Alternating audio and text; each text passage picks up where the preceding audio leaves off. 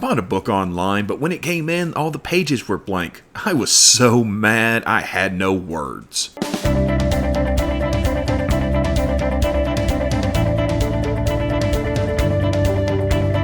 Hey folks, welcome to This Week in History, and right up front we're going to go ahead and thank our patrons, Steve Stevens, Clayton Jaimez, the Hayes family, Patrick Freeman, and for the second week in a row we've got another newcomer with Mark Pengriffin. I hope I pronounced that right. If I didn't, let me know. Welcome aboard. We appreciate your support, and we appreciate the support of all our patrons and all of you through liking, sharing, subscribing, all the good stuff. But if you want to help out a little bit more and keep our streak going, why don't you check out our Patreon? The link's down in the description below. Anywho, let's get to it. On November 28th in 1785, the first Treaty of Hopewell was signed between the United States and the Cherokee Nation, acknowledging, for the time, Cherokee lands in what is now East Tennessee. Two other treaties, signed with the Choctaw and Chickasaw, also make up the Treaty of Hopewell, which is named after the plantation that they were negotiated at. The Cherokee, by the way, referred to the treaty as talking leaves, because they believed that when the treaties no longer suited the Americans, they would simply blow away like talking leaves, and yeah, they were right. On November 29th in 561, the four sons of recently passed King Clothar I divided the Frankish kingdom amongst themselves. It didn't really matter since most of them didn't have a male heir, and the kingdom was united by the one male heir, Clothar II, who did the exact same thing that Clothar I had done when he united the kingdom in the first place. In 1807, Portuguese King John VI fled for Lisbon with his royal court to keep from being captured by Napoleon, moving the capital of Portugal to Rio de Janeiro in Brazil, and it remained the capital for the next 13 years, until John returned to Portugal to deal with a revolution. We'll get back to that. On November 30th in 1707, the second siege of Pensacola ended in failure for the British and their Creek allies, who were attempting to capture the city from the Spanish during Queen Anne's War. On December 1st in 1640,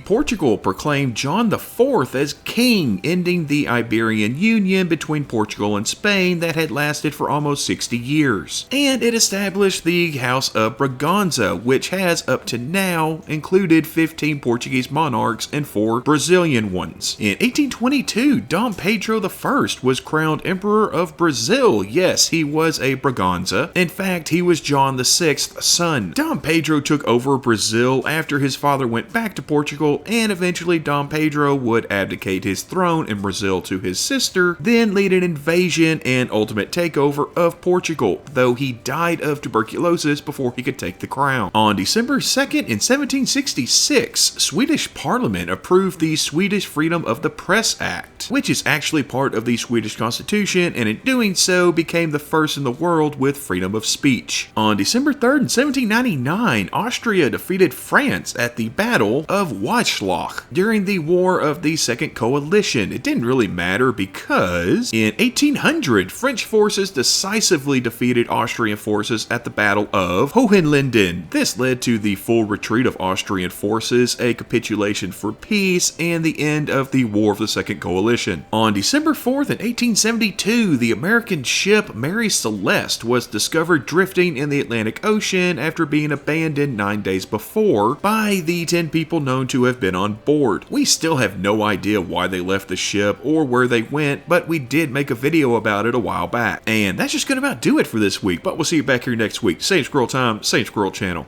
Be happy, be healthy, and y'all come back now, you hear?